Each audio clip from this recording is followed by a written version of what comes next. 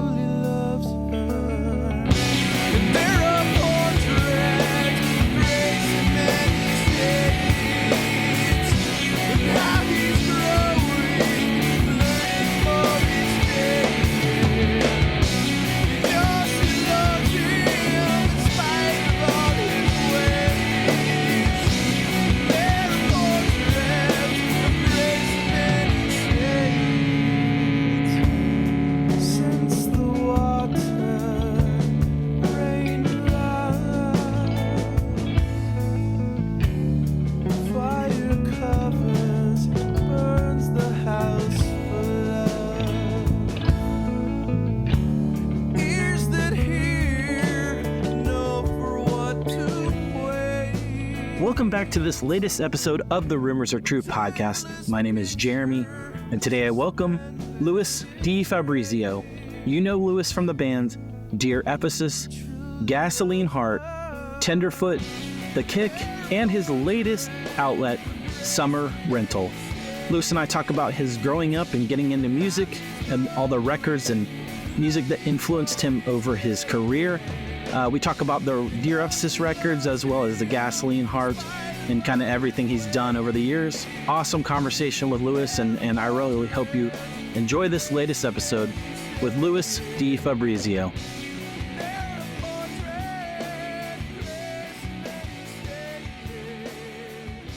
Lou, thanks so much for coming on my podcast, man. I really appreciate it, dude. Of course, no problem. Thanks for having me.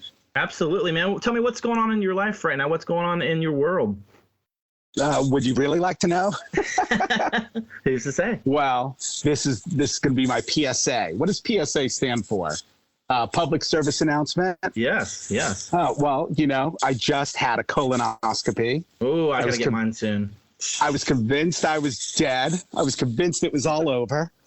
And I'm alive. Unfortunately, I'm going to be around for a lot longer. Was it brutal? Was it brutal? You know what? It was chill. Everyone go get it. I was scared. I was scared to death. And anyone listening to this podcast of yours most likely is around our age. Yes. So it's time. There we go. I'm not getting paid. But get your fucking asshole checked out. Because there's no better feeling than waking up and hearing the doctor say, you got no cancer. Oh, man, that's a big... Now we're fucking talking. That's awesome. So that just happened. So I'm feeling really good. I'm feeling alive. Nice. What do you got? How's the work life? I know you said you own your own company. Tell me what's going on with that. Yeah, I own a moving company in New York. It's called Lou Moves You. Find us on Instagram. It's kind of a funny follow, a little vulgar. But I've been doing the moving company since 2010. And yeah, I guess it's 2023 now, right? So crazy. So I have like 5 vans and It's a lot like being in a band. Like, you know, you get up early and you get coffee and maybe have a cigarette, and then load in, you load out, and you're hanging out in the van talking shit and just having a good time. Difference is you don't play a show, but at least for me, the money is better than when I was playing music. Yeah. And then I just put out a new EP with Jeremy Griffith for Gasoline Heart, and that was called Not My Problem. And then that's about it. That's sweet, dude. Love Griff. Griff's an amazing guy. He's gonna hopefully come on here soon. I've been egging him, so we'll see. He told me you were. He told me, he's like, he keeps asking me to go on that podcast. I'm like, well, just go on it. I love it. I love it. Sick, dude. Well, let's. I wanted to kind of mention how you and I kind of first met. I don't know. I actually met you, dear Ephesus days. You probably don't remember. I was helping book a band in Jacksonville. I don't even think you played there. I think we played in Orlando or they had. I guess I should say they played with you. But anyway, I met you then. But then I wound up booking Gasoline Heart in Wichita, Kansas.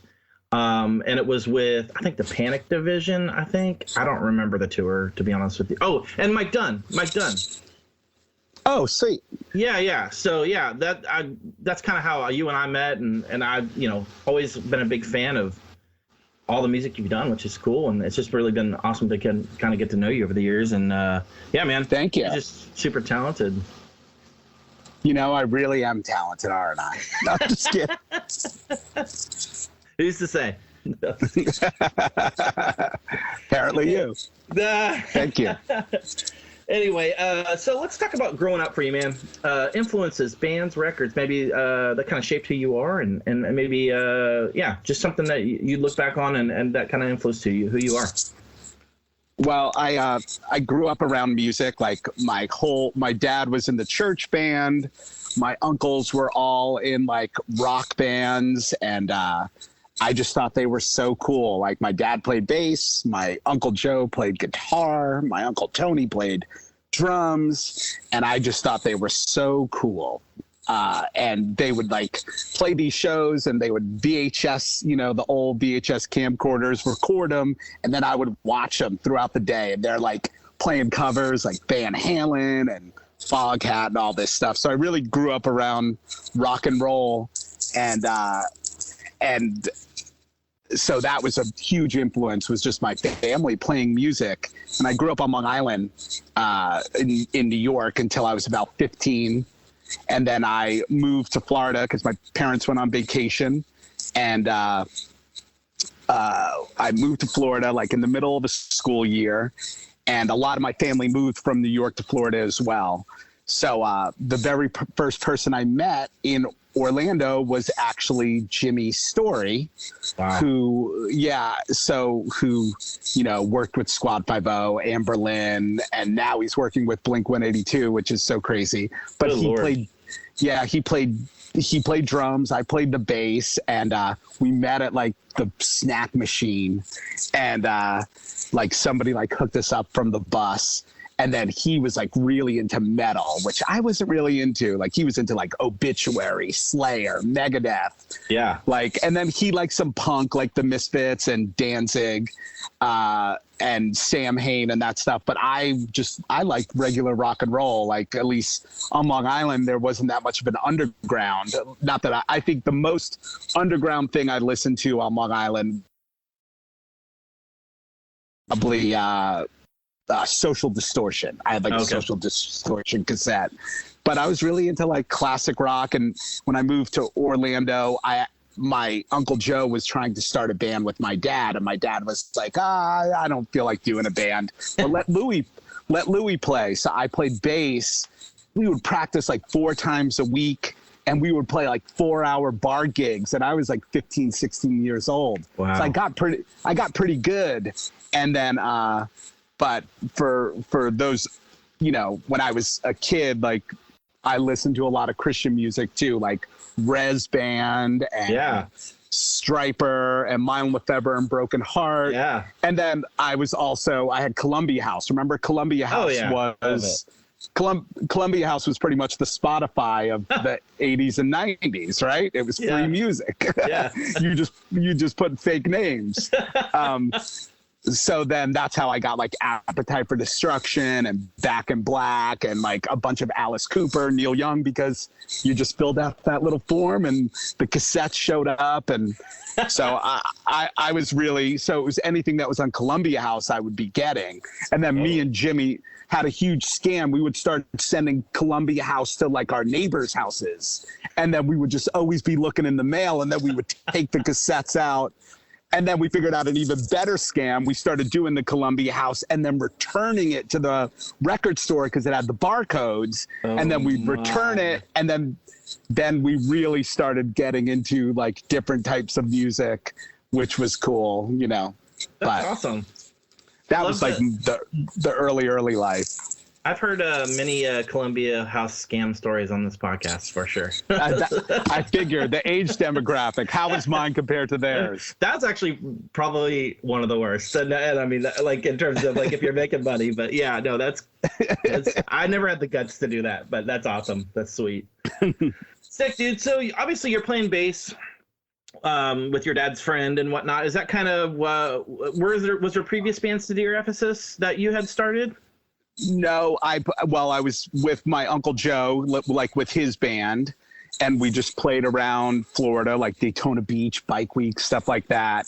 And then me and Jimmy got involved with like a church, which was kind of fucking crazy, where you couldn't listen to, you know, they made you burn all your vinyl. Like it's, you probably have, I don't know if you had any of those burning vinyl I know what you're talks on this podcast. So we started going to like the Christian bookstores to get music. And that was right when Tooth and Nail was coming out. So we found MXPX, we found all of this. And then we remember at a bookstore, like Christian bookstore, which was basically a record store, we met the singer of Dear Ephesus, and we looked at him. He looked so cool. He had like an eyebrow ring. He was wearing a flannel. He was wearing Doc Martens. We're like, who is this guy? So like we just went up and started talking to him, and he's like, oh, I'm in a band called DDC, which was like a hip hop band. And he's like, it's kind of like the Beastie Boys meets Pantera. You guys should come watch our band play. So we went, and then that's how we met Ed from Dear Ephesus, and that's how we met him. And then he was like, it was before Dear Ephesus, but he was like, I'm trying to start a new band if you guys want to try out. So Jimmy tried out on drums, and it didn't work. I tried out on bass, and it did work. And that band, Aaron was really cultivating or producing that band of trying to get the right players in there.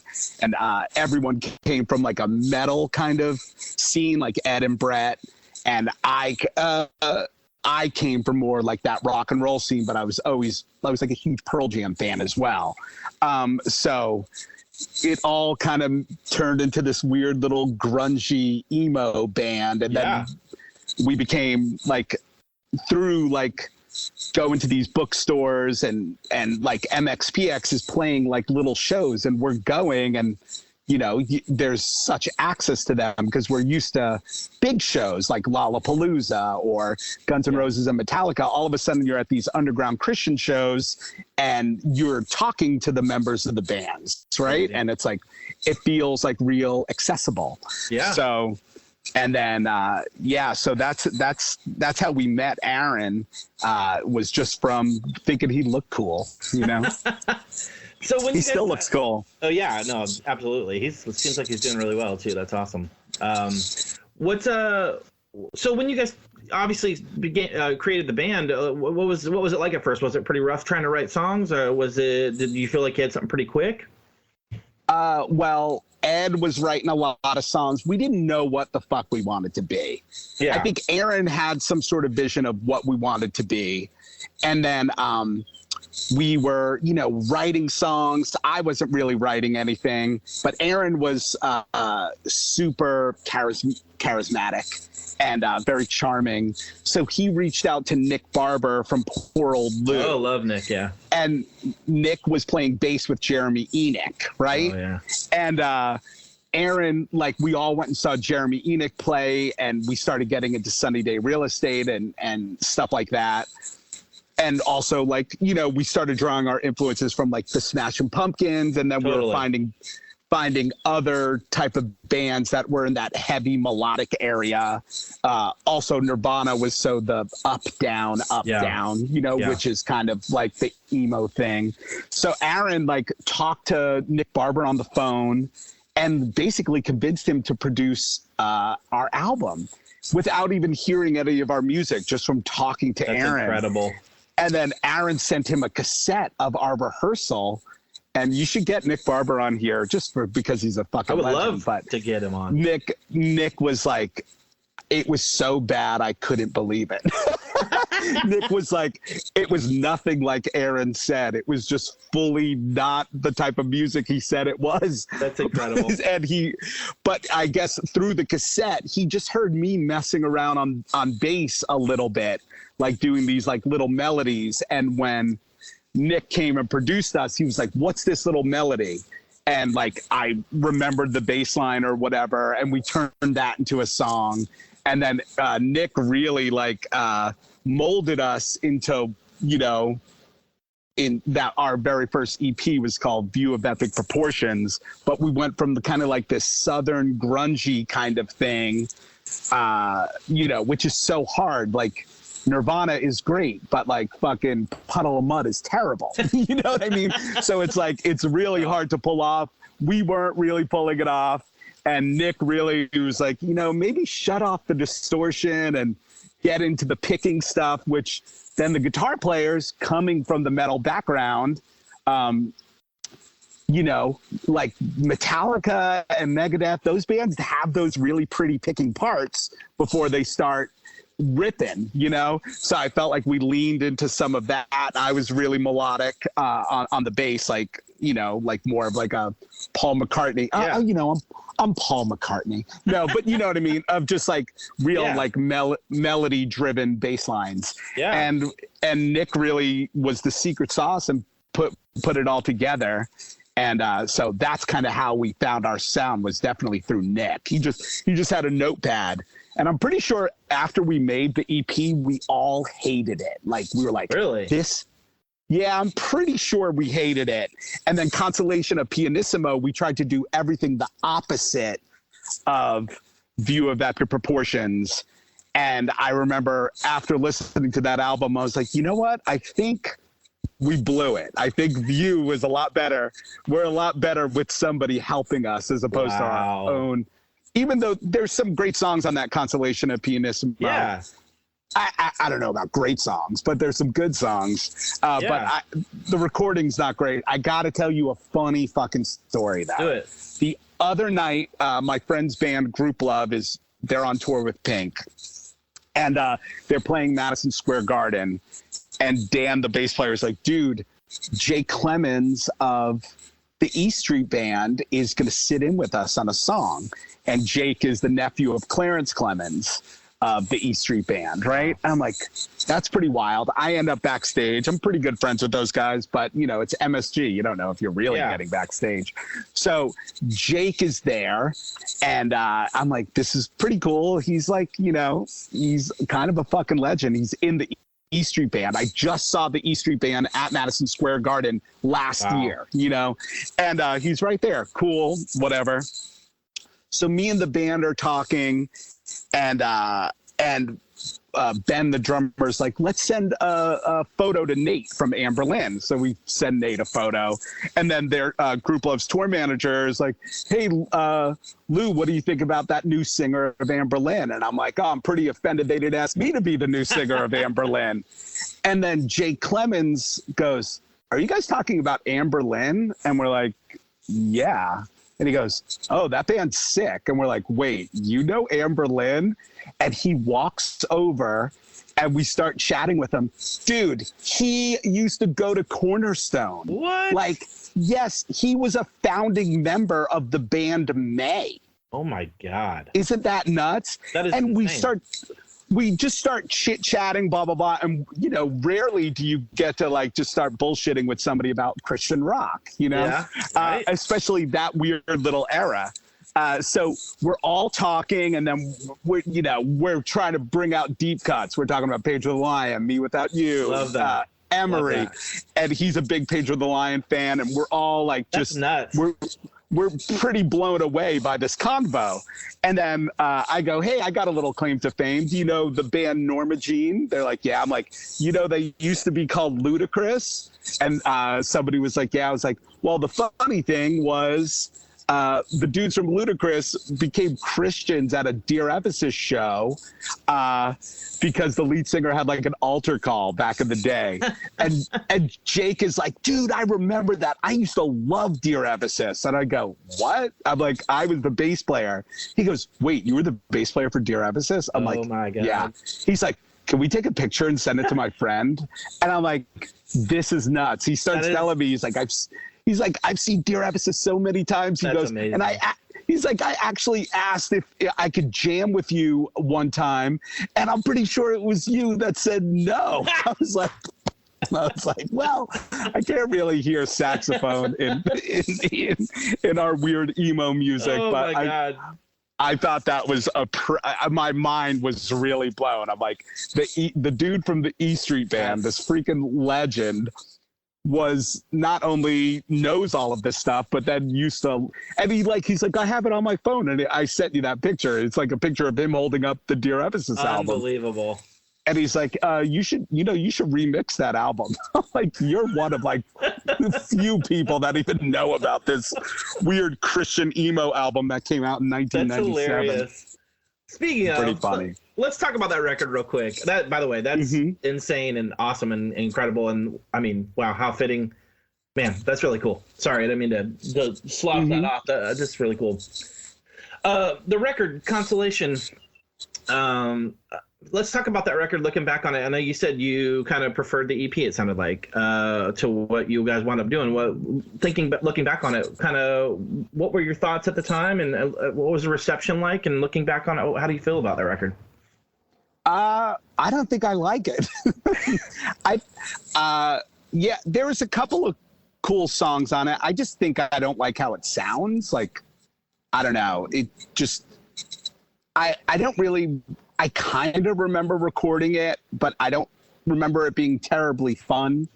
But it wasn't like miserable, like no one was fighting or whatever. But I felt, I don't know if I felt like that then, but now when I listen back, I'm like, I feel like we regressed. Like the first album sounds fresh and kind of modern. And to me, I can still listen to that first EP, View of Epic Proportions. But when I put on Consolation, I cringe a little, but I mean those songs were awesome live. Like, I felt like we were such a live band, and we were trying to put that live energy into that record.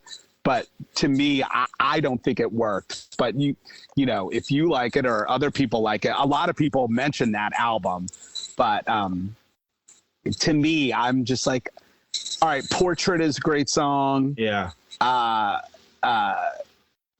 Butter Never Bleeds is really cool. I really love that song, Grand Spectacle. Yeah. That's Sackcloth and Ashes is a cool song too. There's some cool songs. I just don't really like how it sounds. Like Jake Clemens said, it should probably be remixed. So let me ask you, do you think a lot of it, obviously being on Bulletproof at the time, just out of curiosity, was there any other labels interested before that came out? Or? No, I don't think so. I think we kind of took the first thing. We became friends with Squad 5-0. Yeah. Did we become friends with Squad 5-0 before or after Bulletproof? I think maybe we met them and we're like, let's like, their whole thing, Tooth and Nail was always the thing, So it was like, oh, this will be Tooth and Nail East Coast, right? It'll be like, instead of MXPX and Roadside Monument, it'll be Squad 5-0 and Dear Ephesus, right? Yeah. That was kind of the idea. And then the Spud Gun, Exeter like Flood. The first Exeter Flood later on, who eventually took my role in Dear Ephesus. I had Dave on. I loved it. I saw that. Me and Dave used to be roommates. Dude, he lives here. He lives in Jax. Oh, sweet. Yeah. Tell him I said hello. I will. Ask him if he remembers when his dog shit all over my laundry. my clean laundry. Yeah. So, and then they signed Johnny Respect. We thought that was really cool. But then they started signing some bands that we weren't that into. And I don't know, it never took off, you know? Yeah. And I guess my question was, do you feel like the budget was, do you think that's part of the reason why it didn't sound great? Or do you think it was just kind of, you guys, did you produce it yourself? We produced it with this guy, JC. But, you know, Richardson? Yes. Yeah. So I don't think I was like a huge creative force in Dear Ephesus. Like, I definitely was there for the vibe, and I was important to the band, but it's not like it wasn't really I loved it. Actually, I hated it, but I loved it later on. I mean, I'd come home from tour crying, you know, I'd like, I don't want to go back out on tour, but Aaron was so charismatic and I'm so like not a quitter. Aaron's like, you got to do this. We got to do it. We got to do it. I'm like, okay, I got to do it. My mom used to always say, just quit. I'm like, no, like I can't. It felt, you know, Winners never quit, man. Good album, but I don't think it was budget. I think we were trying to rebel against that EP, and we were trying to be heavy, and I just don't think it worked. Personally, I don't think that album worked. I love the album we did after that. I really liked, but I don't think it had anything to do with budget or anything. What's looking back on the record or the reception of it, like how do you feel like you guys kind of made a little mark? I feel like you did. I definitely feel like you guys were, if you knew, you know, that type of band. And like, how were the tours? Do you feel like kids were showing up and knowing the words of the songs? That really didn't happen until me and Brett left the band. Wow. That I'm pretty sure the last tour they did, I remember Ed and Jeff, the one that Travis and Dave did when we were out of the band. They're like, dude, all of those years of touring paid off. Oh my God. On this tour. Like everyone showed up, knew all the songs, yada yada.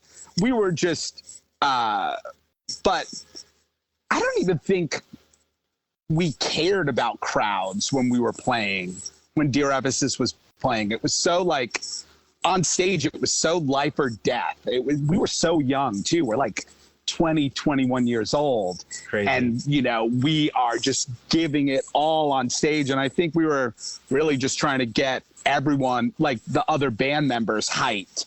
Like people liking our band was always a bonus, but but there were so many of those crap shows that every single band ever played, you know.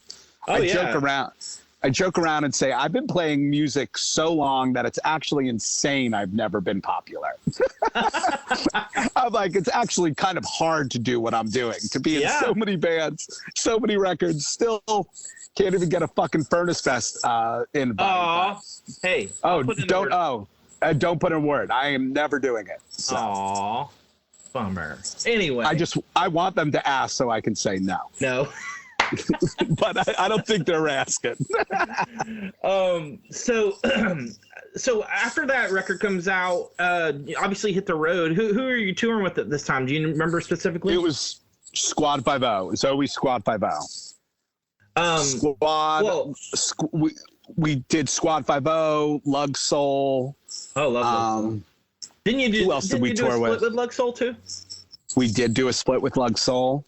But I just remember Squad 5-0. That's what I remember. I'd always ditch Dear Ephesus and go hang with Squad 5-0. That's what I always did. Like, tell John to come on. Tell John to come on. I will a couple of times. I love him. I'll tell him. Sweet. I saw him at Furnace Fest this year, but the year before we got to hang out at school. So cool.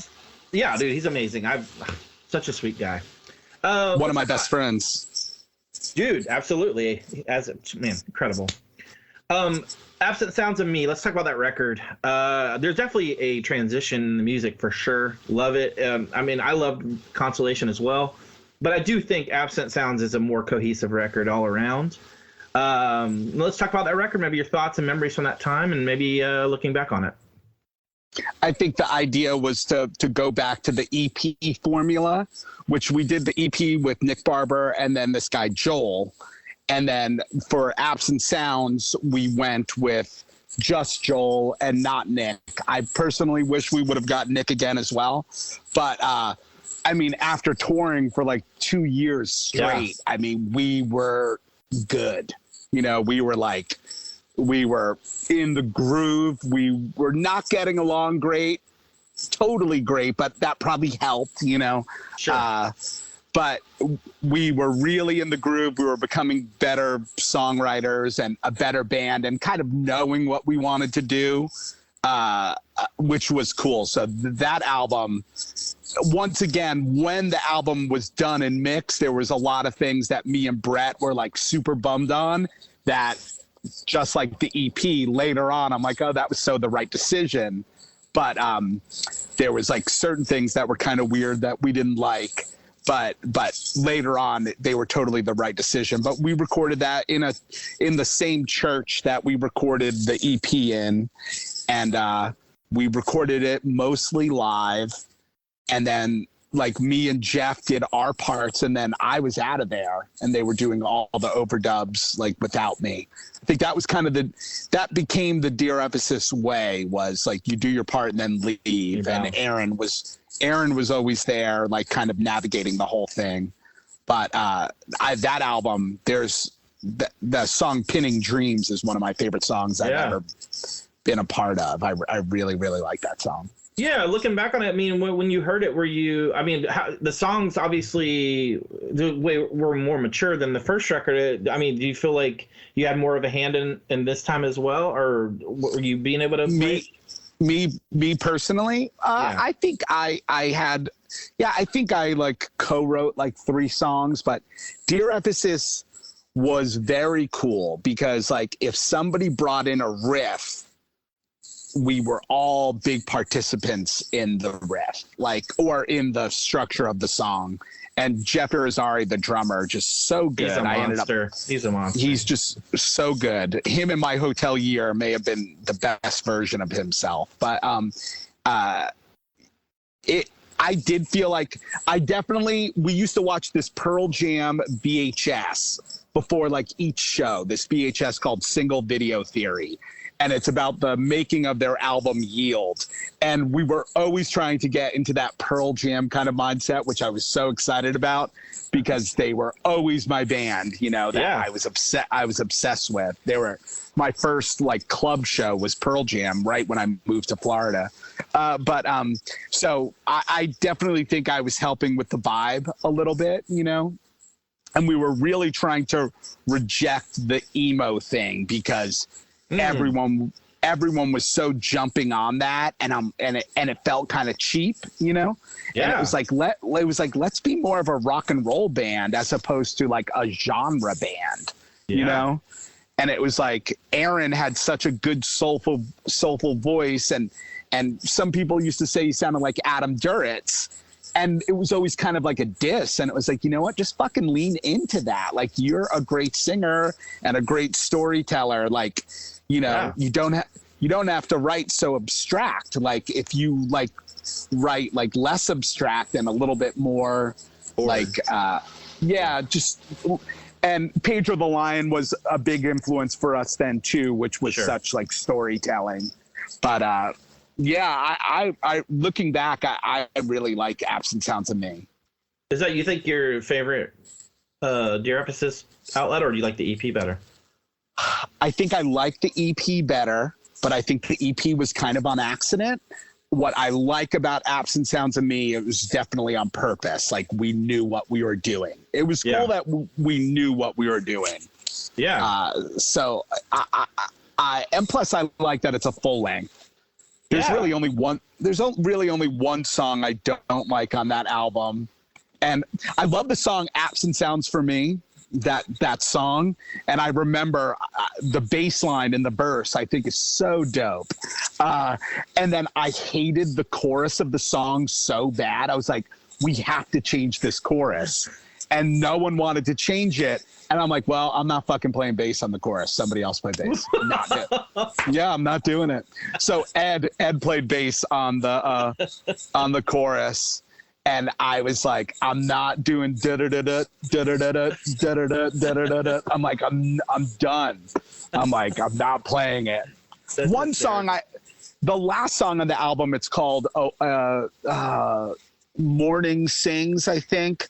I wrote that song, and I think it ended up being too slow. And then I was really hoping like the chorus would like really open up, but on guitar, and it didn't. And I feel like that was the first time I was like, I kind of wish I played guitar on this song. Wow. As opposed to bass, which I did end up playing guitar with like the other bands I was in, you know? Yeah. So it sounded like maybe there was some tension of sorts, you know, you not wanting to do stuff. So is that kind of what led to you leaving the band and maybe starting Tenderfoot long after that? No. So what happened was we started becoming friends with all of these local bands like Peterbilt, and there was like this Carlisle. There was like a cool underground Orlando scene happening. And Dear Ephesus, now we were a little bit established. Brett and we were like, but we want to like play all these cool local shows. Like we want to play house shows, and we want to play the shitty record store, and we want to play Will's Pub, or like do these little things. And Dear Ephesus was a little bit more of a like, hey, we can't be playing all the time. So Tenderfoot kind of started just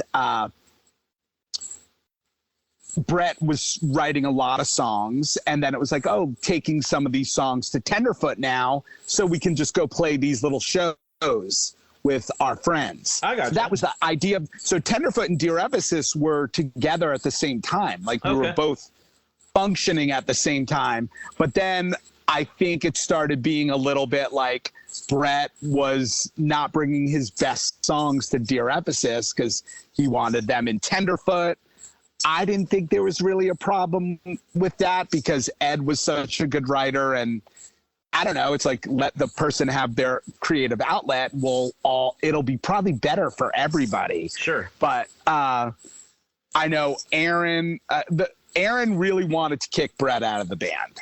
Oof. And I was like, well, I knew Aaron loved me. And I'm like, I'm only doing the band if it's the five of us. And I would say that all the time. It's us five or it's nothing. I don't want to do it with other people. And then we used to joke around because in the beginning of Dear Ephesus, like whenever we kicked somebody out of the band, we always met up at Denny's. That's where it was.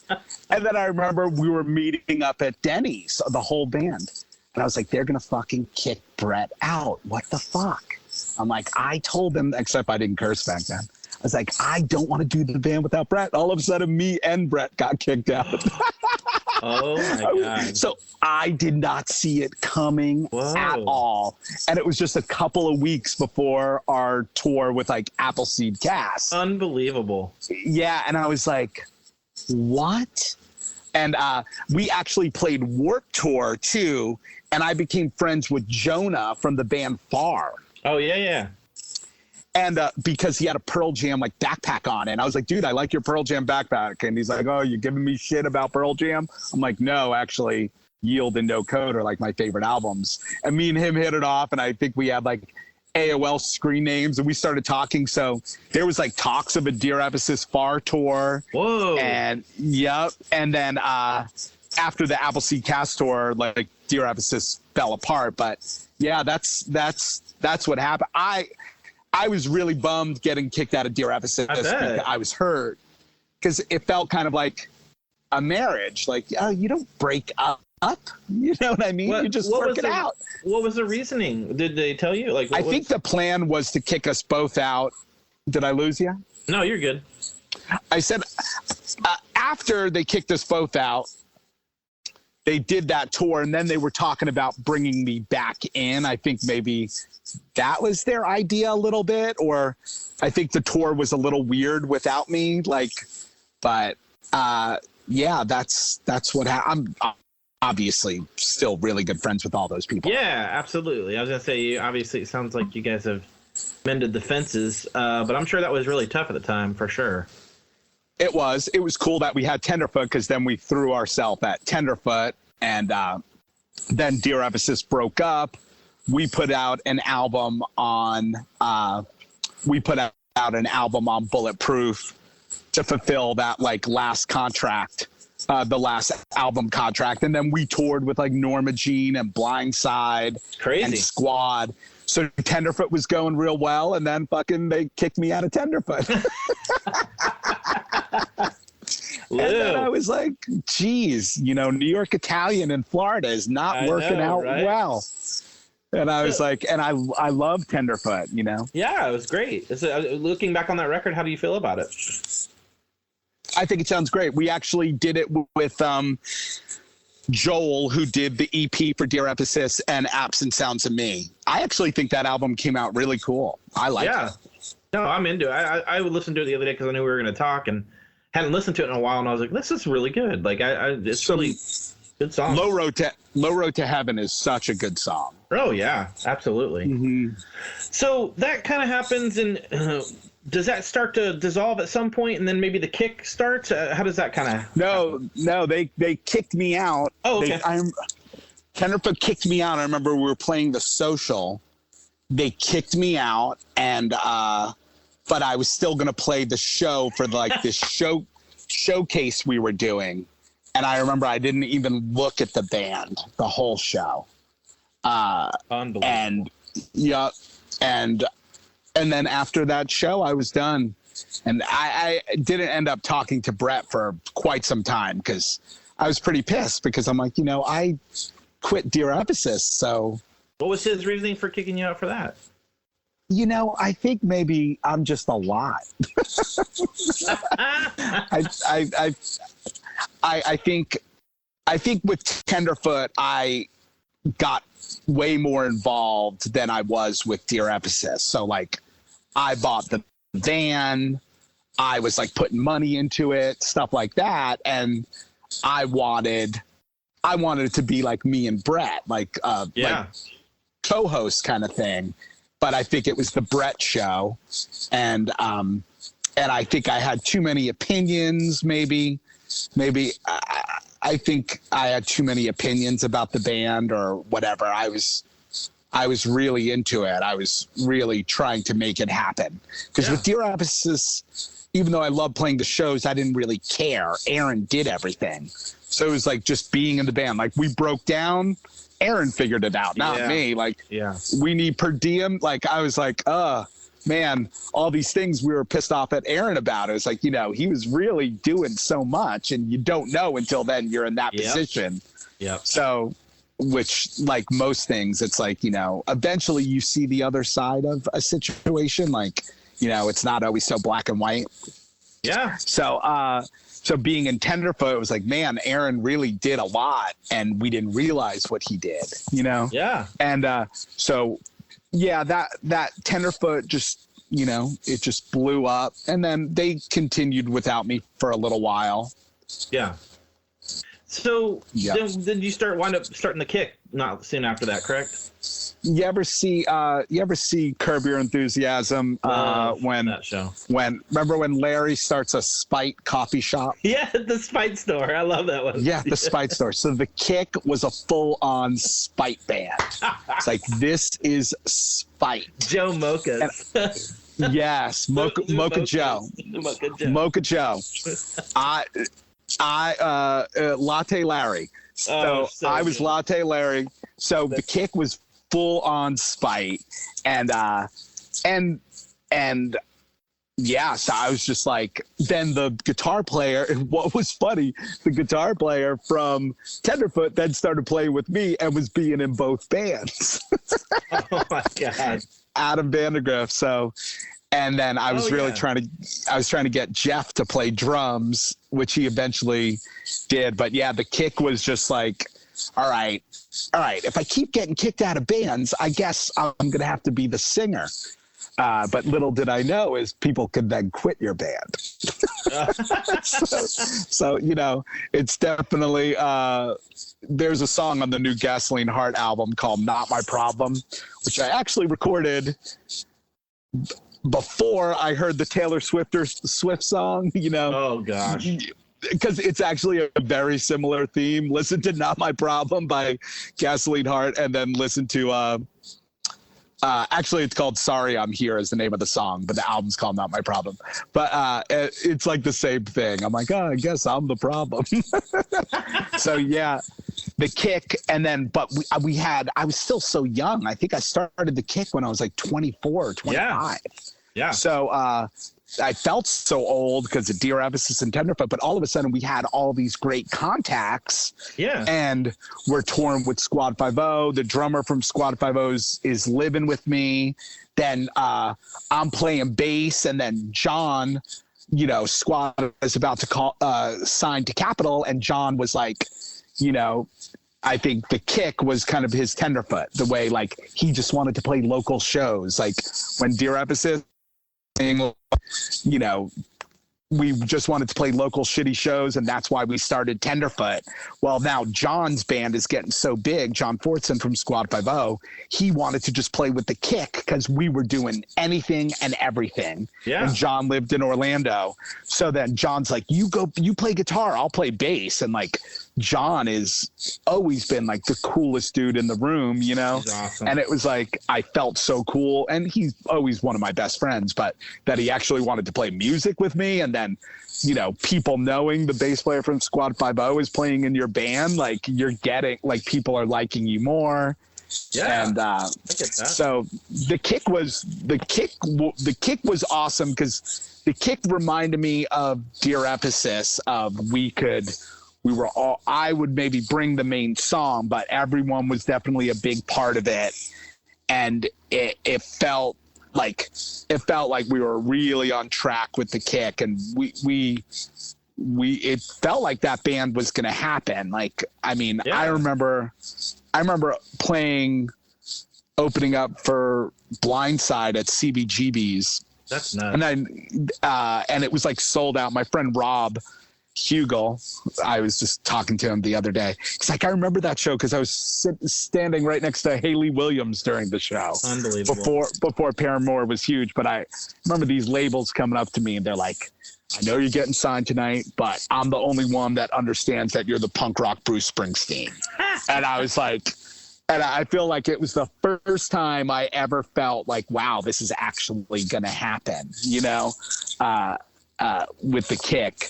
And so the Kick was really great. Like, I really loved being in the Kick. Everyone that played in the Kick, I loved it. And Casey McBride ended up playing bass after John while we had Jordan. We had a couple different bass players, but once Casey was in the band, it was really ripping. That's awesome. But yeah, but then me and my first wife were splitting up, and I think I just went through like, Sure. Well, I started producing some people. Like, I produced, and I remember I produced this girl, Anna Becker, with Matt Malpass, and album was great. And then her management company always managed this other girl too. So like, we want you to write songs with this other girl. Like, we just do what you're doing with her. I'm like, I don't want to work with anyone but this girl, Anna. And they asked me so many times, and the girl was Haley. It was Haley Williams. And I turned it down so many times. Unbelievable. Yeah. I was like, I'm not writing songs with a 15 or 16-year-old, I'm just not doing it. But whatever. Man, that's kind of funny. Yeah, definitely should have said yes to that one. But I always think she probably wouldn't have been as popular with me on board. Who's to say? Who's to say? So with the Kick, obviously you're the primary songwriter, I assume, and is that kind of what maybe gave you the confidence to continue with Gasoline Heart? Well, Gasoline Heart was never gonna be anything. So once the Kick didn't work out, and I was like, the Kick was done, Squad 50 broke up. It's so funny. We felt so old. We were 29. We felt so old. We're like, all right, our music career is behind us. Yeah. And me, John, and Jeff just started jamming for fun. John Fortson and Jeff Irizarry.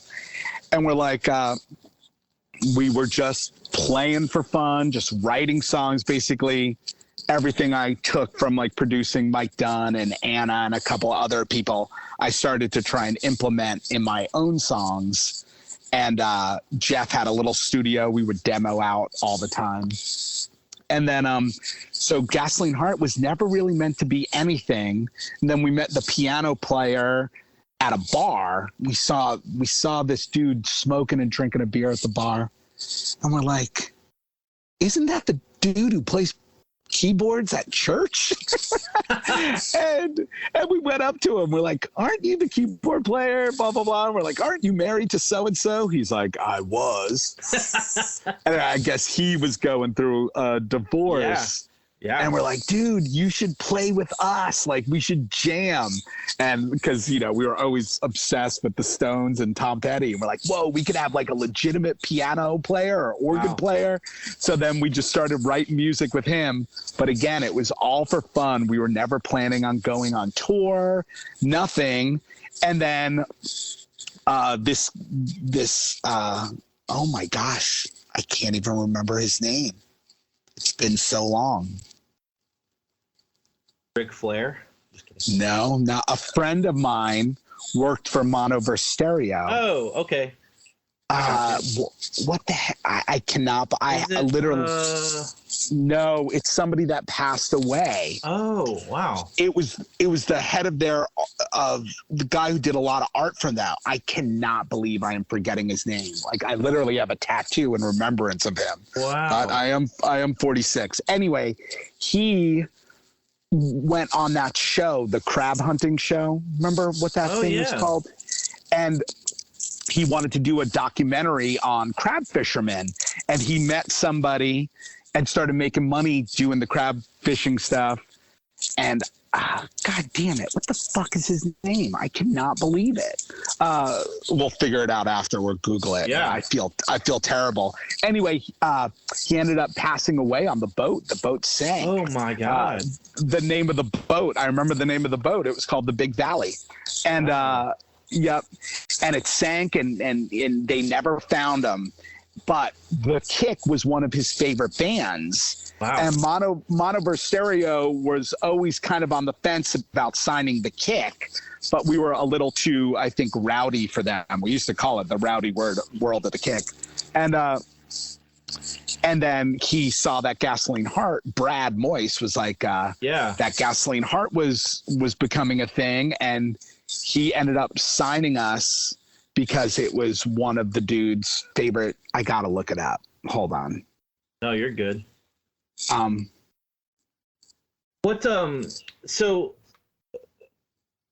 were you guys playing shows where were you guys in Florida at the time? Who, The Kick? No, sorry. Or Gasoline Heart? Gasoline Heart. Yeah, Gasoline Heart was just playing around town. That was it. Just playing around town, and really just heavily focused on writing and recording. That was basically it. Then we got signed by Monoverse Stereo. Was anyone else interested? Other labels? Was Tooth and Nail? Like, I feel like you've always just skirted around Tooth and Nail. Not that matters. I don't think they were into. I don't think Tooth and Nail was into us. Really? They just weren't. Yep, they weren't into us ever. We were never. None of my bands. It's really funny. I'm like, how does Tooth and Nail sign every fucking band? I know. It's pretty mind-blowing to me. Not me. I do remember once The Kick opening up for Squad 50 on Tooth and Nail Day at Cornerstone. And I started having the whole crowd chant Tooth and Nail. And I'm like, let's give it up for the greatest Christian rock record label of all time. And, they did after this. And I was like, let's give it up for Amberlin. Let's give it up for Under Oath. And I'm like, let's give it up for all these Tooth and Nail bands. And I'm like, this goes out to them. It's called All the Whores.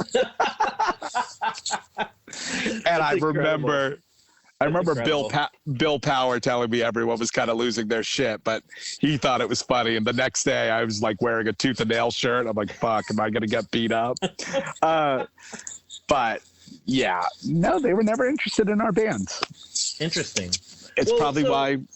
Yeah. So Gasoline Heart was just, we were all decided to not go on tour. We decided to do none of that.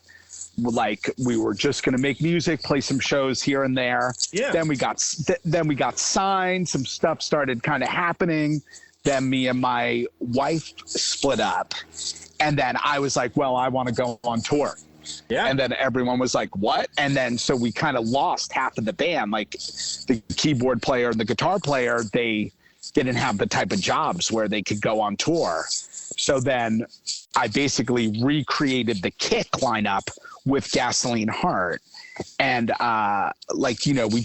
made that album with Steve Albini called You Know Who You Are. And I feel like the album was great. People really liked it.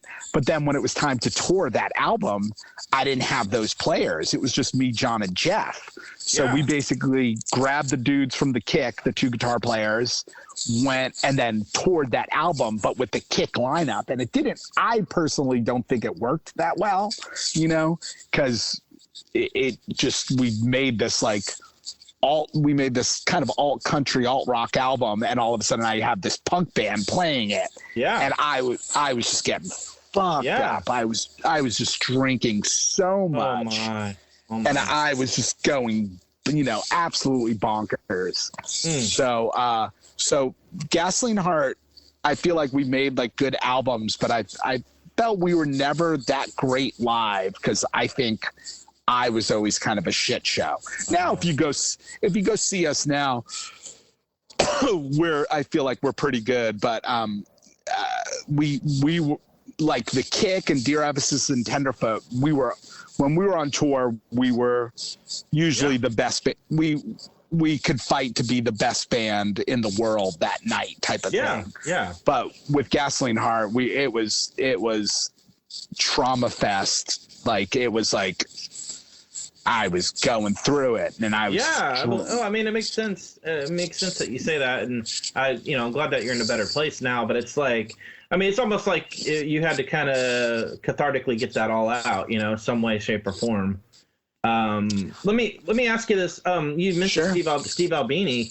What were his thoughts on the record? I mean, that's totally doesn't seem like his wheelhouse. He didn't really like us until I started singing.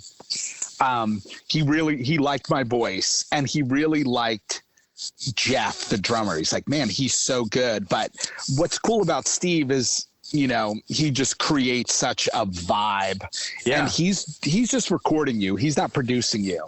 But his studio is just so dope. It has everything. You can smoke inside. Like, it's got every amp. It's got a grand piano. Like, you're all playing live. He doesn't even do click tracks. Like, it's all to tape. So it was really, I mean, we were so well rehearsed for that album. I think we were supposed to be in the studio for 7 days, and we were done with everything after like 3 or 4 days, where we then just started pulling old Kick songs to record because we're here, and we're like working a couple of songs on that album. Like, we're not planning on it being on the album, but we were just in such good shape. We were just like rolling so hard that we kept recording, Yeah. But his vibe he was really funny. I remember I was like, Steve, so like, what's the deal? You're like anti-technology. What's the whole thing, which is the tapes and no computer? He goes, I'm not anti-technology. He's like, I just think, a steak over a fire, the steak tastes great. You put the steak in a microwave, which is technology, and the steak tastes like shit. He goes, that's the way I look at it. He's like, yeah, I thought that was cool. And he goes, I also think it's funny, and it made me think of Dear Ephesus. He was like, you know, if you're in a band, like you're writing in the garage, it's loud, like you're playing it. And he goes, you're going on tour, playing all these songs. And then when you go to record them, you're doing the absolute opposite of what you did to make the song. He goes, all of a sudden, the bass player's in flip-flops, sitting down with headphones on and a click track, you know? And it's like, and then he's like, no one is playing. And he goes, could it maybe sound better if we did it differently? Yeah. He goes, but when you're recording live like this, you may just hit a little bit of magic that you couldn't hit recording the other way. And it really changed my life, like with recording, because I was so scared of it. But now I'm like all live, like, let's like just be in the moment. Like, I want to change my guitar up a little bit on this second verse, almost because nobody can hear me do it. You know, I don't have to be like shameful of it. And it makes it more exciting, which you know, I really gets me jazzed, you know? Yeah, absolutely, man. That's cool. That's awesome. That cool perspective. I love hearing that about Steve saying those things. That's amazing. You know, looking back on Gasoline Heart, what are you most proud of? What record are you most proud of, and what song are you most proud of?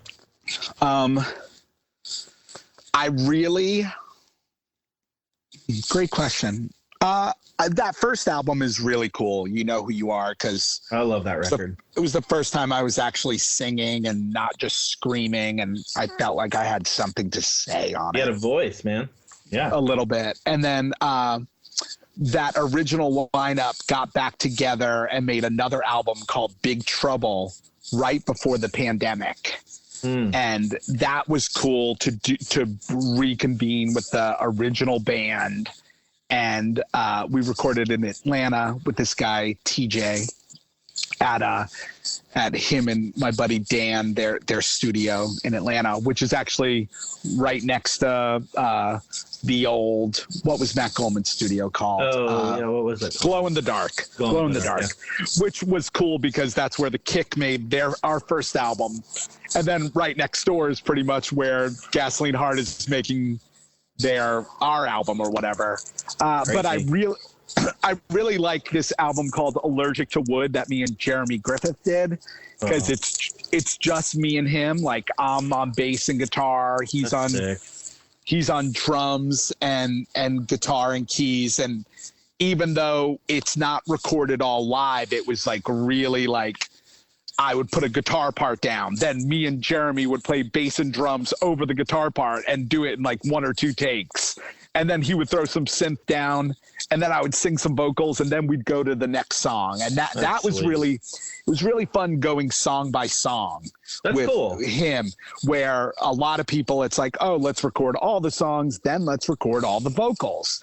With Jeremy, I am just really into like, hey, we got like the most of this song down. Like, that song's done. Let's start the second one, which I thought was really cool. That's at least his process with me is really cool that way.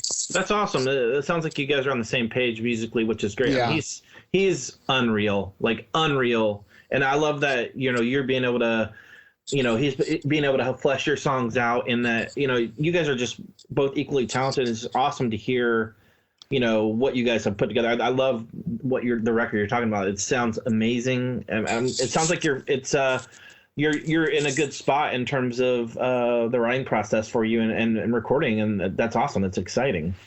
I feel like I learned how to not tank my life to write lyrics, which was a fun thing to do, where I think with Gasoline Heart, I was like so reaching for a moment of just like, I have to bear everything on stage. You know, I remember the keyboard player, he's like, I remember when it was the last show for me with Gasoline Heart. He's like, you're crawled under my B3 organ, smoking a cigarette, drinking gin, and borderline crying. And I'm like, I can't be a part of this anymore. Wow.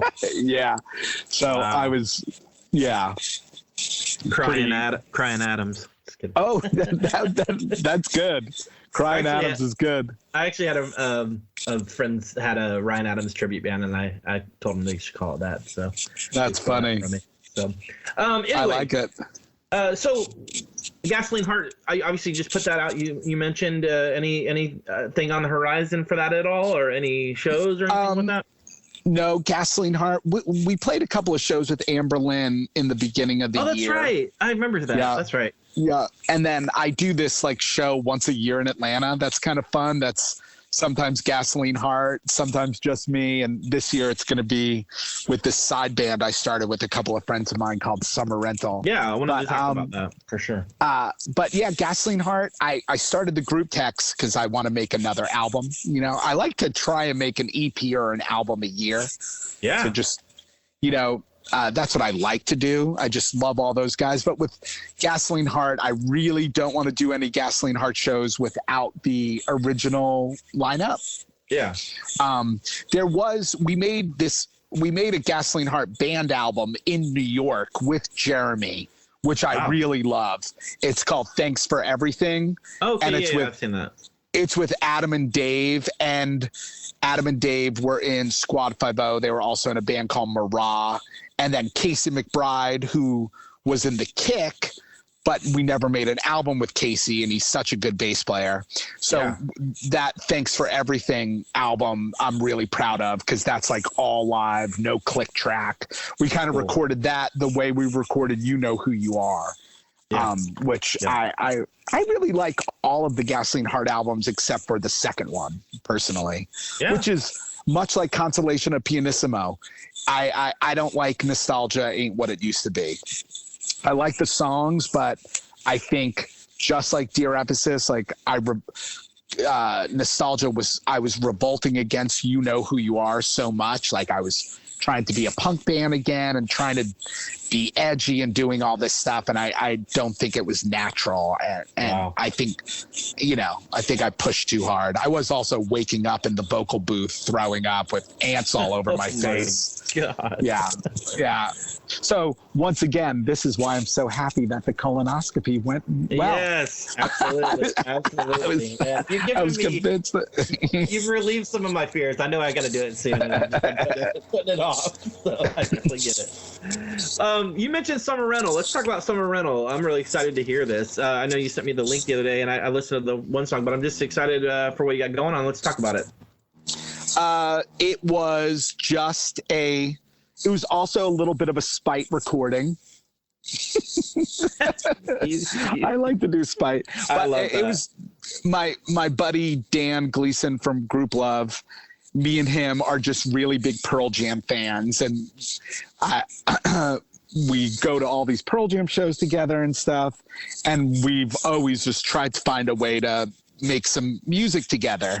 He used to be in a band called Death on Two Wheels that Gasoline Heart toured with. Oh, cool. And but anyway, we were just Joey, the guitar player for Gasoline Heart, was after we made Big Trouble, like the reunion Gasoline Heart album. Joey was going in to make an album for himself, a solo album. I was like, Joey, let me play bass on it. And rightfully so. He probably wanted a different bass player so it would have a little bit of a different feel. And I was like, Joey's making an album. Well, I'm now going to make an album. Nice. So I went, I was in Atlanta for the Super Bowl. I was going to my buddy Andy's house for the Super Bowl. And I got in a day early and I was like, TJ, you got any studio time available?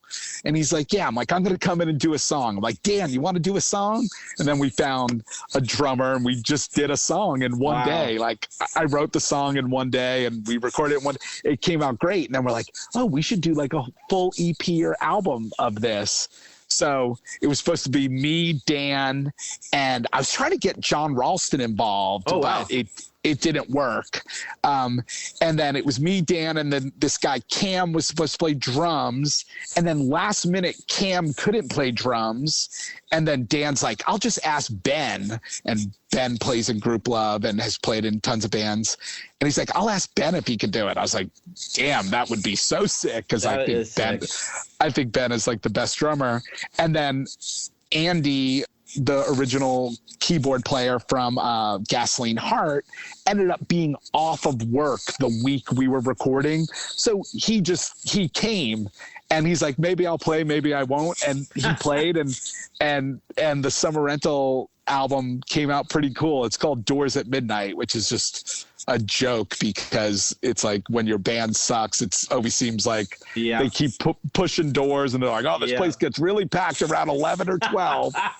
You know? Oh, I get it. That's amazing. Yeah. So that was pretty funny. And that was really fun to record that because I don't know. It's just fun to mix it up. I really like playing music and I like recording. Did you produce it? Did you mention that? It was TJ who did the Big Trouble album. He helped engineer and produce it, and then all of us as well, you know. That's awesome. That's exciting. Yeah. And you got a show coming up, right? Yep, December 9th. We're playing in Atlanta. I forget where. We're playing with Pasadena and with Mike Dunn, which is going to be cool. Oh, nice. Very cool. Yeah, it should be cool. I'm excited. Are you guys going to do a full length, you think, or is this just a we keep joking around and saying we're going to make side, because the Doors at Midnight, we call it side A. It's like we got to make side B, but you know, they're in an actual legit band that like is on legit tours. So I mean, they got to find time for sure. Yeah, got to find. But I'm always down. I'm like, let's do it. I'm trying to make another Gasoline Art album too. And I keep telling that after the Jake Clemens Dear Ephesus story, I'm like, guys, let's make a new Dear Ephesus album. Let's fucking go. And you got to have him play on it now. Oh, that would be sick. It would be sick. Dude, Ephesus would be epic. What if you guys did? I mean, you guys are completely different than who you guys were. I mean, that'd be interesting. I would, you know, I'm always putting it together in the group text. I'm always down. Didn't you guys just do like a video conference recently or something? Did I see that? We did. Was that released? No, I saw a screenshot of it. Someone posted it. Sorry. Yeah. I don't know. I was drinking a lot of White Claw that night. Maybe once again, maybe I biffed it. Maybe I screwed up the whole thing. Oh gosh. Oh, Lou. See, but I've been so well behaved on this. Dude, how's the podcast going? Give me your top 5 gets you want to get.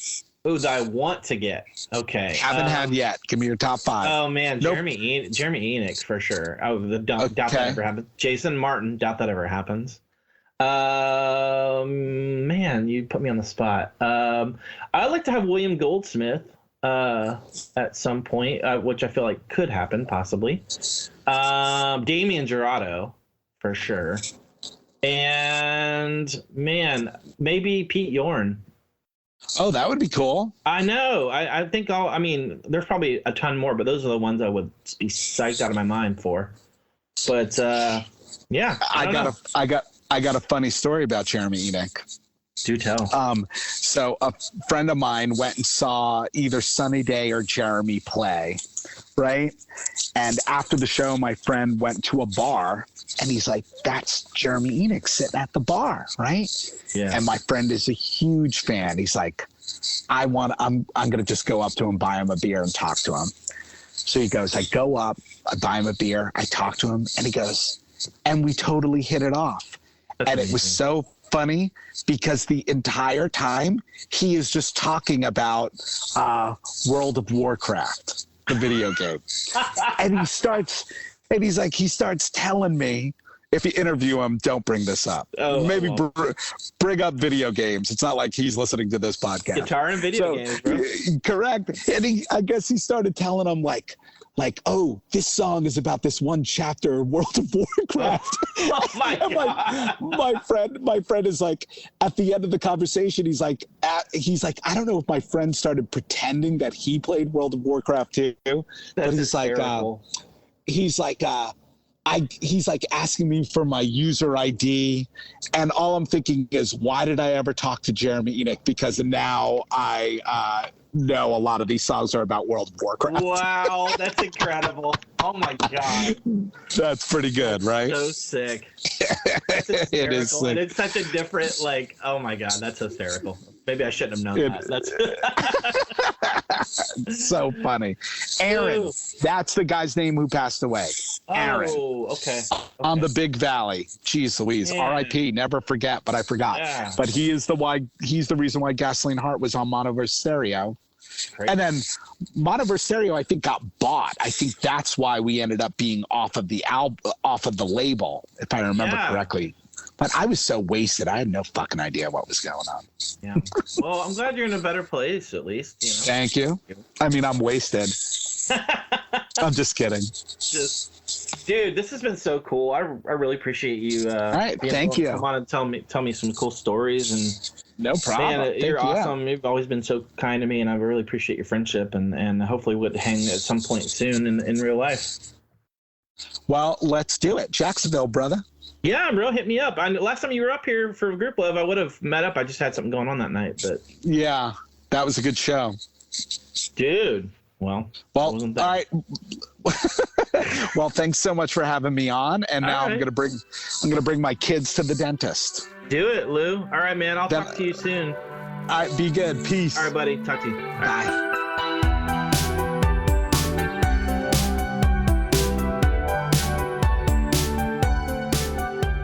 Thank you to the listener for tuning in to this latest episode. I really couldn't do it without you, so thank you for the kind words. If you'd like to add me on Instagram and Facebook at The Rumors Are True Cast. If you'd like to like and subscribe, you know how to push a button. Thank you guys again for your support. Thank you to Lewis. Awesome conversation. It was really cool to reconnect and talk.